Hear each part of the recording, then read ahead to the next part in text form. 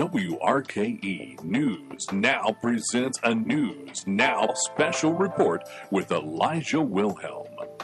Good afternoon, ladies and gentlemen. I'm Elijah Wilhelm, and we welcome you to a live News Now special report, Witness to Innocence, the Sabrina Butler story. I am joined today by Sabrina Butler herself. Sabrina, thank you for being here. Thank you for having me. Sabrina is one of only 2 women to ever be exonerated from death row. Sabrina was a teenage mother who was convicted of murder and child abuse in the death of her 9-month-old son. She spent more than 5 years in prison and 33 months on death row for a crime she did not commit. Sabrina, I hear death penalty advocates all the time say that we have all of these safeguards in places in courts and that no one innocent would be sentenced to death. But yet, here you sit. What went wrong? Well, there were a lot of components in my case. It was, number one, it was racially motivated. I didn't have good attorney representation, and the district attorney was overzealous. So they just wanted blood? Pretty much. And that's what they went for. So what happened to your son? My son stopped breathing one night, and me being 17 at the time, didn't know how to apply CPR. And the way I applied CPR, I guess that was murder to them. And that's basically what happened in the case to start. So you were convicted of murder for trying to save your son? Yes. So the people that prosecuted you, the jury that convicted you, they took over 7 years of your life and they tried to take your life completely. Do you hold a grudge against them? Well, at first I did. First 3 years of going through this case, I was a very angry person because I was like, to the thought that I took my son to the hospital for help and they called me a murderer. Yes, I was angry, but I had to get over, I had to learn how to forgive and to try to change my life as opposed to what they had already done to me. How did you get over it? Well, I got over with a lot of prayer and what I do now. I speak to a lot of different audiences and people trying to tell them about my case, hoping to affect a change, and in the same instance, it's self-healing for me as well. So I've done a lot of research on the death penalty, and one thing that I'll never be able to understand, and I hope I will never understand, is what it's like to be told that you are going to be killed by your state. I mean, what does that do to your psyche? When they first sentenced me to die, at first I was like, I didn't know how to feel. I mean, me being that young, and at the time I went before the court, I was like a little over 18, so I was shocked and hurt at the same time. I didn't know how to feel. Did you think about it a lot? When you were in your cell? I did. I thought about it. My actual death date was July the 2nd of 1990, and I actually thought that they actually could carry out a death sentence because no one told me that the state had to exhaust all state remedies before they could actually carry out a death sentence. So that was a scary moment for me. Very scary. What was it like when you first heard that date? What went through your head? I just didn't know what to think. I mean, I was shocked. Do you think about that when that date passes every year? No, not now like I used to. It took me about 10 years to get used to being out after this happened to me, to be able to, function as I'm functioning now. So I'm doing a lot better now as opposed to where I was when I first got out. So I don't think about that, no. Was there ever a point where you thought, I'm not going to escape this. This is my fate? When it first happened to me, yeah, I did. Going through, yeah, I did. Because as the years passed by, that's what I thought, I started giving up, for the moment. I just wanted it to be over, What was that like?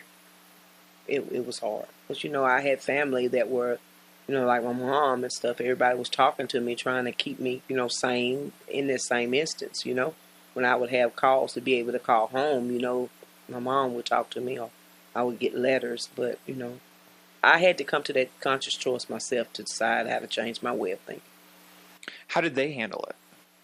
It was very traumatic. My mother, she went homeless trying to help me. She got threatened. My brothers, it was hard for my family. It was very hard. So before this ordeal, what were your thoughts on capital punishment? I never thought about it because I was only 17, so I didn't think like that. My thing was having fun. You know, who thinks like that at 17? Nobody really. What about now? I'm on it now. I mean, I know capital punishment needs to be changed. It's not set right. It's racially motivated, and it's expensive. It doesn't deter crime, you know, and I just think that we need to step back and look at this system as a whole, as how it's being applied, and it's not applied correctly. So you talk about it being racially motivated, in your case specifically being racially motivated. What do you mean by that? In my case, I had two blacks in my on the jury pool, but one was an alternate. But I made one black and the rest of them were white on my jury. And the district attorney, he took the jury to a picnic while they were supposed to be sequestered. He talked to all the doctors and the nurses, and they actually knew what was going on. He struck most of the black jurors from my case to begin with. And he was particularly trying to find people that were for the death penalty, and mostly white people. I find it very interesting, you know, that prosecutors are not supposed to mark people off because of race or things like that, but it's okay to mark them off because they don't agree with the death penalty when it's a death penalty trial. I think that's just unfair to you because, you know, you're looking for people that are already hungry for blood, and when you're adding racial tensions on top of that, it just makes it a completely unfair system. Yes, it does. I mean, I just think that if you are going to, the reason why I feel that the death penalty needs to, it doesn't need to be, if you're going to apply the death penalty, why not apply it to all people that you got charged with murder? Not give it to some. And some people get a shake, you know, they get different sentences or whatever. It's just, I feel as long as you got a human element surrounding the death penalty, you'll never get it right. And you're re-victimizing the victims over and over and over again. You know, the death penalty is costly, and you steady have to do appeal after appeal after appeal. I mean, why? You know what I'm saying? It doesn't make any sense. At least with a life sentence, you know, the victims will know that, you know, where the perpetrator is or whatever.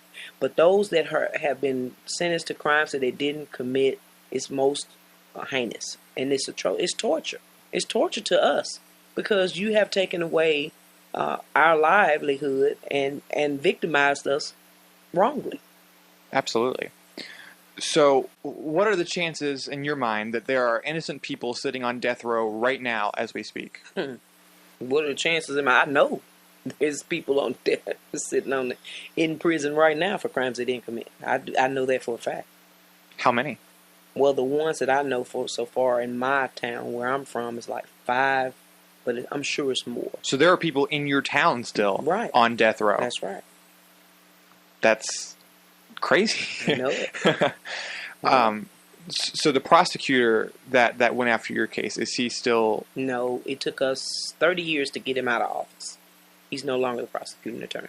Thank God. Wow. How many people did he sentence to death? Do you know? Coming out of my county alone, they overturned 4 death penalty cases. Which he did. Out of your county? Out of my county alone, yeah. Wow. Mm-hmm. So right now, Arkansas is planning to execute 8 people within 10 days. 4 days of doing 2 a day. Using midazolam, a drug that has had many issues in previous executions. What's wrong with this? It's crazy. I mean, why in the world...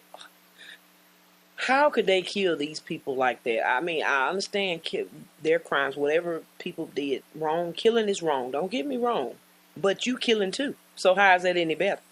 And they're using a drug that seems like it should be illegal. I mean, you know, something should be said to the fact that they're fixing to try to kill these many people. I just don't understand it. America is in such a rush to kill now to where it's unbelievable. To think that, you know, you want to protect society, but you're doing what the people that are not in society have done. Right. Who says, you know, who's right? Yeah. If you're doing the exact same crime. I just don't know how to wrap my head around that. I think it's crazy. What do you say to families who are the victims, you know, the victim's family, who say that this is only the right thing to do, that this is justice, that this is, you know, closure for them? What do you say to that? I mean, with the victims, there's nothing that I could say to bring back their love. There's nothing that I could say. And I can only say I'm sorry for that. But I just feel like if we revisit the death penalty and check out how they're applying it and see that it's wrong and try another option, I think there's another alternative to the death penalty. And I think that, this is not helping the victims. It's not helping them. It's re-victimizing them. What would be your option? I mean, I believe in a life sentence. I do. If you commit a crime, and it's punishable by, you know what I mean. I think you should serve time. I do. I really believe in it, but I just don't believe in the death penalty. I don't. So, what have you lost from this experience? I mean, you've lost 7 years plus of your life, but what else have you lost from this besides that and your son? Well, that was the number one thing I was going to say. I lost my son. And I lost years of my life. You don't know what I could have been. I mean, I didn't get a chance to go through high school. I didn't get a chance to do nothing in my younger years. You took that from me. So, I mean, and now, right now, at the age I am now, I'm just now trying to do what I should have done back there. What did they say to you? Hey, sorry? Oh, sorry. Hey, you out. Let's let you go. Just the same way they put me in there, the same way they let me out. So you did not get any restitution or anything like that? In 2009, the state passed compensation laws for exonerees who were wrongfully convicted, and they gave me, quote unquote, what they felt that I should have. But that was decided by the state? That was decided by the state, right. So they obviously took a lot from you. Right. But what have you gained from this experience? Well, what I've gained is my sense of structure. I've gained, I've really taught myself a lot. Going through this and self-healing. To people who are on death row right now, who shouldn't be there, or even to those who should be there, what do you say to them? Well, that's why I try to fight as hard as I can out here. To talk with those who can't talk for themselves, and to say that, hopefully with prayer and thought that we can change the system. And that, I mean, one person, I know they say it takes a village or whatever, but, I hope that by my story and by not only my story, but the organization I work with, which is Witness to Innocence, and it's all exonerees, as a whole, we go around and we speak to a lot of different people, and I hope and pray that eventually our stories will bring about a change, to help them. Absolutely. So one thing I want to touch on real quick is, you are one of 2 women who have ever been exonerated from death row. Mm-hmm. Women account for 10% of the murder convictions, but only 1% of executions. Why is that? I don't think society looks at it as a woman thing, I don't really think they think that the women should, be on death row, get killed like men do. I think they do men a little worse, but there are women that's on death row. And we're not as looked at as much, and I think that's why they don't look at it as women. It's a women thing. So men can be treated worse. Yeah, women. I mean, we're still treated worse. Oh, absolutely. I'm saying we're under the radar as opposed to men. No, it's just the fact that they're obviously seeing that there's an issue with this punishment, that they're only going to give it to men most of the time. Right. That should be a red flag that there is an issue with this. Right. But I think society has a different version and vision of the way it's supposed to be, Absolutely. Well, Sabrina, I want to thank you so much for being here today and for talking about your experience. Thank you. You can hear more from Sabrina tonight in Massengill Auditorium at 7:30 p.m. And you can also purchase her book, Exonerated, the Sabrina Butler Story, online at sabrinabutler.web.com. For WRKE News Now, I'm Elijah Wilhelm. Thanks for listening.